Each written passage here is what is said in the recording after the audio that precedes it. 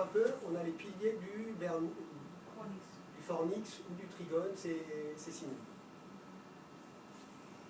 On va regarder les plexus choroïdes qui sont là. Donc là, je me mets dans un plan de coupe parasagittal qui permet de défiler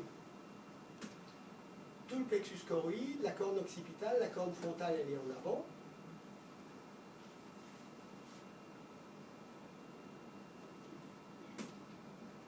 Le sillon pariéto-occipital, hein, je vous avais montré tout à l'heure. Notre vallée sylvienne, qui a une forme très ouverte. Et donc ce qui va changer plus tard, c'est ce lobe temporal qui va remplir la vallée sylvienne vers l'avant, c'est pour ça qu'elle va être plus fermée. Le sillon de Rolando. Alors le sillon de Rolando, il n'existe pas, Avant cette semaine. puisque vous vous rappelez qu'à 22 semaines, tout doit être lisse.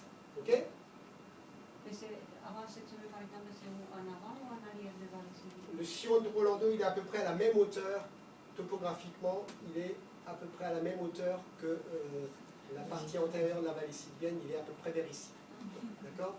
La fosse postérieure, donc en plan de coupe axiale, on a fait notre bip, on a regardé les structures interhémisphériques en sachant que ici, vous avez la base de la fosse du cerveau, ici vous avez le plafond du cavum, et donc entre les deux, vous avez du tissu. Ce tissu qui est là, c'est le corps calleux. Donc vous voyez que le corps calleux,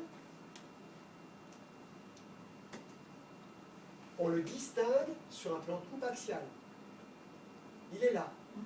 Ok? Je vais laisser un peu tourner. Ça c'est quoi? Les trois. Les trois, absolument, avec les thalamus de chaque côté. On essaye de choper une fenêtre acoustique. Et on a la fosse postérieure avec une zone qui est plus hyperéchogène ici. Vermis. C'est le vermis, ok? Si j'arrive à contourner les cônes d'ombre, on arrive à avoir tout le cervelet, le vermis au milieu. Et on va essayer de voir si on peut aller plus loin. Supposons